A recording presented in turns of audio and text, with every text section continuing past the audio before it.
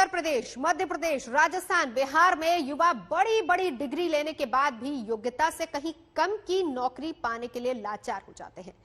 ऐसा ही हाल देश की राजधानी से सटे हरियाणा के नौजवानों का भी है। यहां भी नौजवान एक छोटी सी नौकरी पाने के लिए लाचार है। ये जो जमीन पर बैठे नौजवान देख रहे हैं, इन्हीं नौजवानों के कंधे पर भारत का भविष्य बताकर सत्ता हासिल करते हैं राजनेता। लेकिन फिर क्या होता है?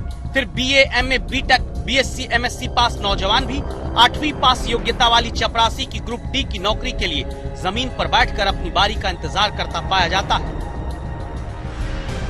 पीएन की नौकरी 8वीं बेस मांग रखा है। यहाँ पे पोस्ट ग्रेजुएशन वाले भी आए हुए, यहाँ पे एमए कर रखी है, दोनों एमएससी कर रखी है, वो भी आए हुए। यहाँ पे कंपटीशन ही बढ़ा रहे हैं। 13 पोस्टों में अब देख लो कितनी बेरोजगारी का आलम छा रहा। मतलब की मांगी 8वीं और बच्चों ने अपने डॉक्यूमेंट बीटेक, एमटेक, इतने बड़े क्वालिफिकेशन वाले बच्चे भी पीएन की पोस्ट के लिए अप्लाई कर रहे हैं। हुआ ये कि हरियाणा में पानीपत कोर्ट में चपरासी के 13 पद निकले। 13 पदों के लिए 27,000 युवा इंटरव्यू देने पहुंचे, यानी औसत एक पद के लिए 2076 युवा संघर्ष करने पहुंचे। बेरोजगारी का स्तर इतना है कि आज बीए पास बच्चा ग्रुप डी के लिए अप्लाई कर। छोटी मोटी कोई भी पोस्ट हो, अपना सब में ट्राई करो, बंदे का लक कहीं भी चल सकता है। देश में हर साल 15 लाख बच्चे इंजीनियरिंग की डिग्री हासिल करते हैं, लेकिन दावा है 2.5 लाख को ही योग्यता मुताबिक नौकरी मिल पाती है। Centre for monitoring Indian economy के आंकड़े बताते हैं देश के बेरोजगारों में सबसे ज्यादा तादाद ग्रेजुएट, पोस्ट ग्रेजुएट युवाओं की है। और फिर किसी न किसी राज्य में ऐसी तस्वीर आती है, अपनी योग्यता से बेहद कम स्तर की नौकरी के लिए मजबूर नौजवान। क्योंकि सरकारी भर्तियां लटकी रहती हैं, परीक्षाएं वक्त पर नहीं होती हैं तो रिजल्ट लटकते हैं, परिणाम आया तो कोर्ट केस में भर्ती अटका दी जाती है, संख्या बढ़ती जाती है बेरोजगारों की एक नौकरी के लिए। पवन राठी, पानीपत, आज तक। कोई लोग आपसे पूछता है तो आपके माइंड में ये सवाल अक्सर जरूर आता होगा कि डायरेक्ट सेलिंग बिजनेस क्या है, नेटवर्क मार्केटिंग और डायरेक्ट सेलिंग में क्या अंतर है। नेटवर्क मार्केटिंग और डायरेक्ट सेलिंग कहते हैं तो MLM क्या है, डायरेक्ट सेलिंग का फ्यूचर क्या है और हमें डायरेक्ट सेलिंग बिजनेस ही क्यों करना चाहिए। जब भी लोग नेटवर्क मार्केटिंग बिजनेस या डायरेक्ट सेलिंग बिजनेस में ज्वाइन करते हैं तो अक्सर उनके माइंड में ये सारा सवाल जरूर आता होगा। दोस्तों, इन सभी सवालों के बारे में आज के इस वीडियो में स्टेप बाय स्टेप डिटेल से बात करेंगे। तो दोस्तों, अगर आप सभी जानना चाहते हैं कि डायरेक्ट सेलिंग क्या है तो ये वीडियो आपके लिए है, तो वीडियो को पूरा जरूर देखिएगा। तो दोस्तों, आइए बिना समय लेते वीडियो को स्टार्ट करते हैं। लेकिन उससे पहले आपसे छोटी सी रिक्वेस्ट है, अगर हमारे चैनल पहले और विजिट किए तो वीडियो को दिल से लाकर चैनल सब्सक्राइब जरूर कीजिएगा। तो दोस्तों, आइए पहला सवाल पे आते हैं कि डायरेक्ट सेलिंग क्या है।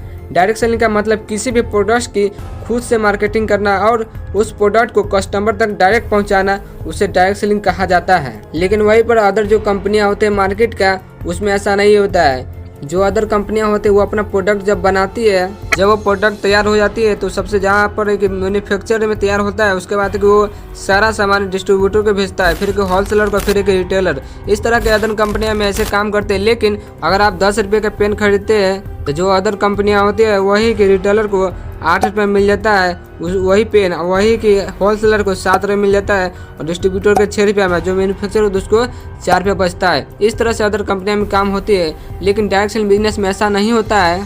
डायरेक्ट सेलिंग में कंपनी के पास अपना खुद का प्रोडक्ट होता है। डायरेक्ट सेलिंग कंपनियां उनका खुद का प्रोडक्ट्स अपनी खुद की ही फैक्ट्री में बनाती है। उस डायरेक्ट सेलिंग कंपनी उस प्रोडक्ट को ना ही तो होलसेलर को भेजती है और ना ही रिटेलर को। तो दोस्तों, आपके माइंड में ये भी सवाल आता होगा कि नेटवर्क मार्केटिंग कंपनी अपना खुद का प्रोडक्ट किसे सेल करती है। तो मैं आपको बता दूं, ये कंपनी अपना खुद का प्रोडक्ट सिर्फ और सिर्फ डिस्ट्रीब्यूटर के द्वारा ही सेलिंग किया जाता है। और आपका ये भी सवाल होगा क्या direct selling direct product customer को देती है, तो ऐसा भी नहीं है दोस्तों। डायरेक्ट सेलिंग में लोगों को बिजनेस में इन्वाइट किया जाता है और उनको प्रोडक्ट की सारा जानकारी दी जाती है। लोग उस प्रोडक्ट को मिलजुल कर आपस में ही सेल करते हैं।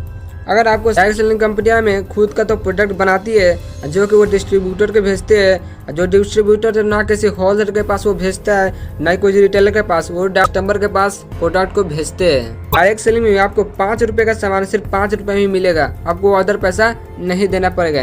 क्योंकि डायरेक्ट सेलिंग में डायरेक्ट कंपनी से कस्टमर तक पहुँचाया जाता है बिना किसी एक्स्ट्रा चार्ज के।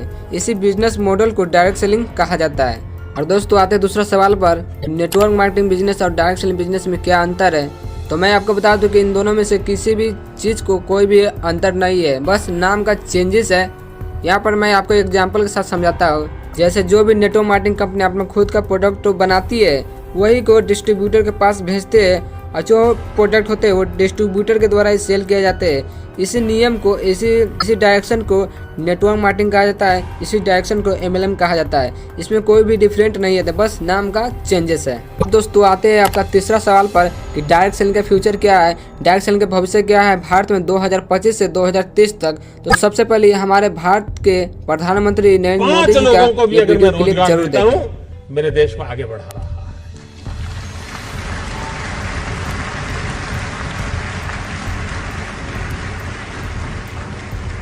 एक साइकोलॉजिकल चेंज लाना है कि यूथ के दिमाग में जॉब सीकर की मानसिकता से उसको बाहर लाना है, वो जॉब क्रिएटर बने। और एक बार उसके दिमाग में आ गया कि मुझे 2 लोगों की जिंदगी को बद संभालना है, वो कर लेगा। जिस देश के पास 800 मिलियन 35 से कम आयु के नौजवान हो, जिस देश के नौजवानों के पास टैलेंट हो, हाथ में हुनर हो, अपरंपार सपने हो और पूरी दुनिया में अवकाश ही अवकाश हो, क्या नहीं हो सकता है। मानव जात के लिए चुनौती आवश्यक है, क्योंकि सरफरे लोग तो हैं जो तबाही करने पर तुले हुए हैं, लेकिन हम मानवता को बचा भी तो सकते हैं। हमारे पास इस प्रकार के लोग हैं। और ये भी सही है, भारत के पास मिलियन प्रॉब्लम है। अब दोस्तों जो हमारा चौथा क्वेश्चन उस पर आता है कि हमें डायरेक्ट सेलिंग बिजनेस ही क्यों करना चाहिए। तो मैं आपको बता दूं कि इस सिस्टम में डायरेक्ट सेलिंग बिजनेस में आपको कम पैसे में काफ़ी कम लागत में खुद का बिजनेस तैयार हो जाता है, खुद का बिजनेस मिल जाता है। आपको दूसरा दुकान खोलते हैं, उसमें सारा सामान को लेकर आपको कम से कम 40 से 50 हज़ार रुपया खर्च हो ही जाता है। लेकिन वहीं पर आप नेटवर्क मार्केटिंग बिजनेस में इससे काफ़ी कम लागत में अपना खुद का बिजनेस स्टार्ट कर सकते हैं। इस सिस्टम में डायरेक्ट सेलिंग बिजनेस में, नेटवर्क मार्केटिंग बिजनेस में एक्सपोनेंशियल ग्रोथ होता है। जैसे जैसे आपका टीम बढ़ते जाता है उस तरह का आपका लेवल अचीवमेंट होते जाता है। डायरेक्ट सेलिंग बिजनेस में लाइफ चेंजिंग ट्रेनिंग मिलता है, जैसे कि आप काफ़ी ऊंचाइयों तक पहुंच जाते हैं। अगर आप डायरेक्ट सेलिंग बिजनेस में फेल भी हो जाते हैं तभी भी दूसरा कोई जगह में जाकर आप अपना परचम लहरा सकते हैं। डायरेक्ट सेलिंग बिजनेस में मल्टीपल ग्रोथ होता है। इसमें डायरेक्ट सेलिंग बिजनेस में ओपन मार्केट होता है। आप चाहिएगा तो डायरेक्ट सेलिंग बिजनेस को कहीं पर भी स्टार्ट कर सकते हैं। आप इस बिजनेस पूरे विश्व में भी कर सकते हैं। इसमें ओपन मार्केट होता है।